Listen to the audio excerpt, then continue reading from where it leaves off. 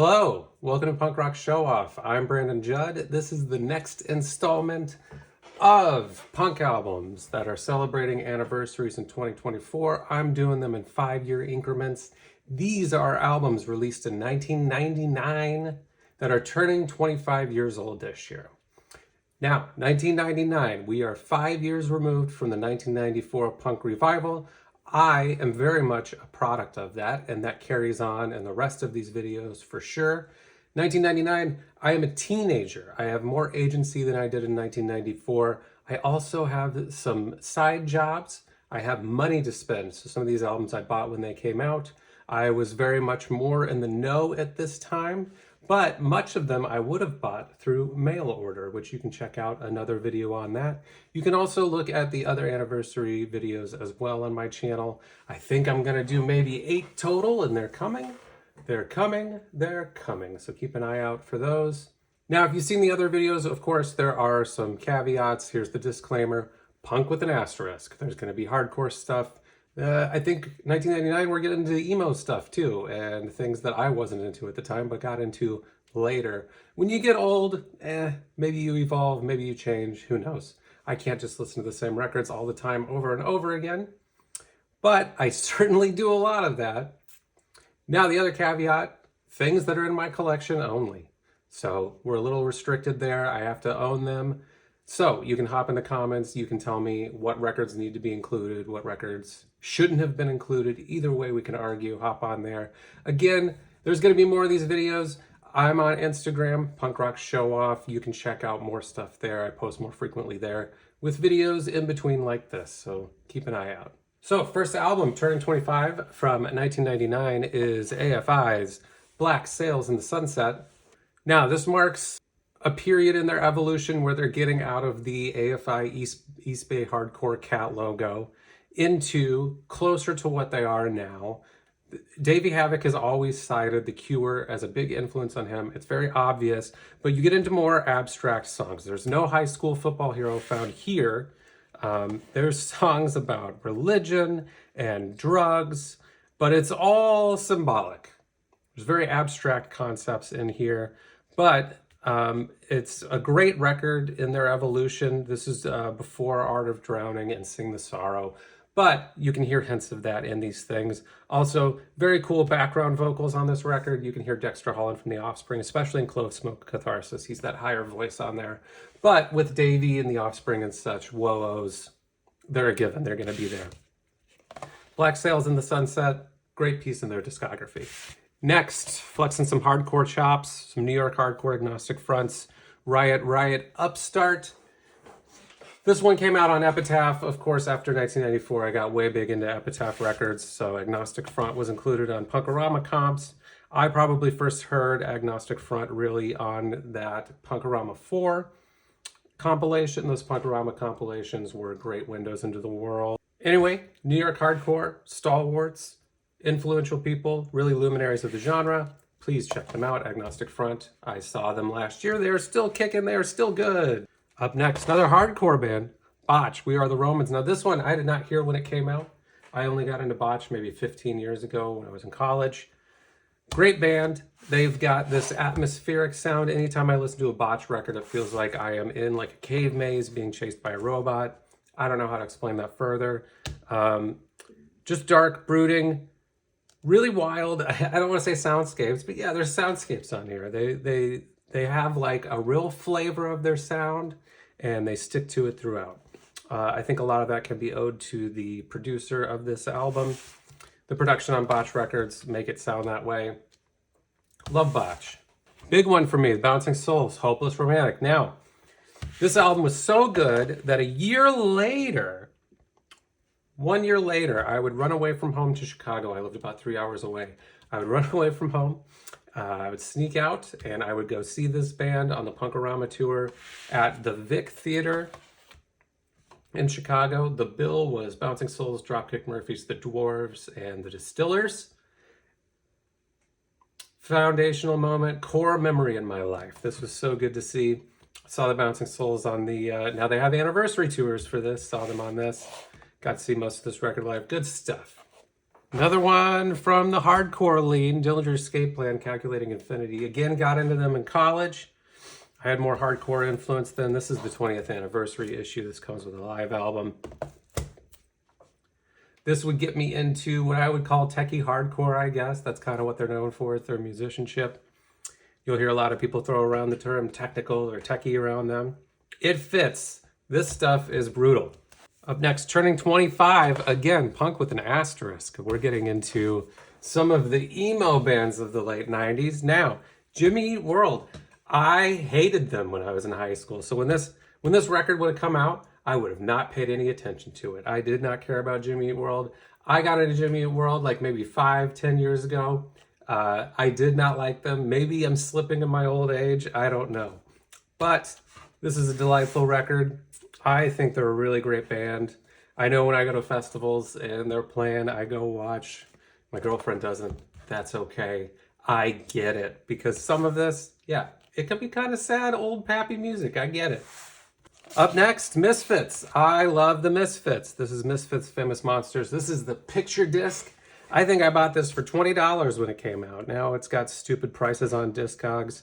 Yeah, I've got it in a bunch of sleeves. I don't know how to store it, but it's being untouched by the elements, so I think I'm doing an okay job. I'm not going to take it out. This picture disc, I think, was a European issue. I forget. I don't know. It says made in England on it. This was the second record from the Michael Graves Misfits era. Say what you want about it. Between, you know, not having Danzig and then now knowing what we know about Michael Graves, I can't say I like the guy. A few years ago, though, before all of that stuff came out about him and he started being a real dweeb, I did see him play American Psycho and Famous Monsters back-to-back live, and it was really nice to have that because I got some closure on that. And then like months later, he came out with all that crazy stuff, and I call it crazy stuff, but what I want to say is abhorrent stuff. But anyway, I like this album. I like a Graves era Misfits song. Sorry.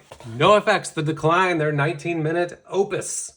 I've seen them play this live twice. First time I was just lucky that they put it into the set list. The last time I saw them on their final tour when they came through Ohio last year.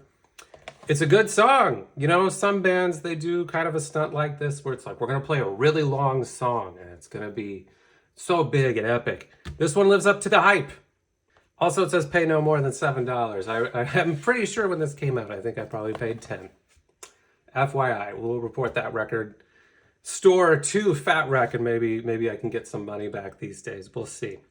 But The Decline, great song. Super long, great song though. Pennywise, straight ahead. Pennywise has a lot of staying power. Now, some people, it seems you either, if you love Pennywise, you are super into Pennywise, and if you don't like Pennywise, you don't like him. I'm in the middle. I like these albums. Every Pennywise album, I can find some songs I like on it. These albums that I was around for when they came out mean a lot more to me than the ones that I caught up on later in life. So their earlier records I wasn't as familiar with. This came out, this got me more into them. Again, another band I would have found through the Punkorama comps from Epitaph. Good stuff on here. Pennywise, can't go wrong with them. Pinhead Gunpowder, another from Billy Joe Armstrong's, I would say side projects, but I feel like he puts a lot of effort into this stuff. Pinhead Gunpowder is a band. They should be revered as well as Green Day or as highly. I think that the songs on here are a really great extension. If you love Green Day, you need to listen to Pinhead Gunpowder.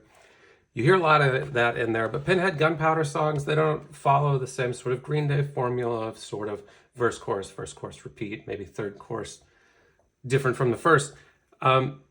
Some of them, they're more sort of like stream of consciousness lyrics. They just go through, they play the song, they go through. It doesn't always have like a full melody that goes through it or follows through it. It's just a lot more complex, but it's still fun and poppy.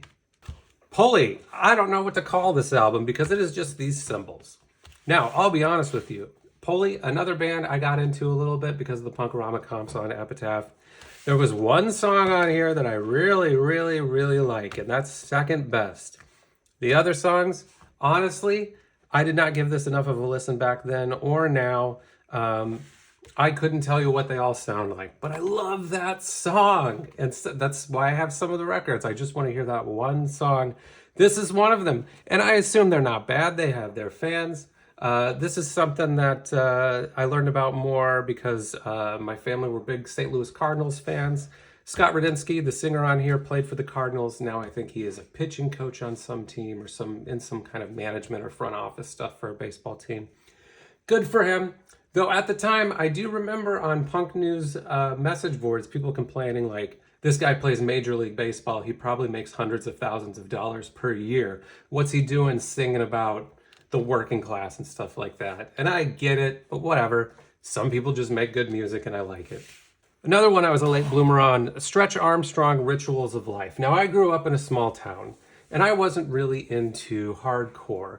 I learned about hardcore, and you'll see later on this list, the hardcore bands that I learned about were all Christian. There was a big scene of like Christian music and kids playing Christian hardcore music in my small town. Now me, I wasn't religious, but they were my friends. And so when I learned more about hardcore music, the bands given to me were bands like this. And I don't think Stretch Armstrong fits really in the category of Christian hardcore. I don't remember. But I know that they were on some of those compilations. I think this was a Solid State release. Yes, Solid State. So that was a hardcore label that had a lot of Christian hardcore bands on it. Either way, this is a fun listen. Everything on it is super positive. Really enjoy that band now. But I just wasn't into them at the time this came out. But we grow and change. The first album from a band that would become revered just a couple years later with Full Collapse, Thursday's Waiting. This sounds rough.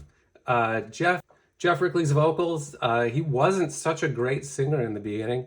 And even now, I don't want to rip on the guy. His vocals, he puts a lot into his performance, the passion, etc.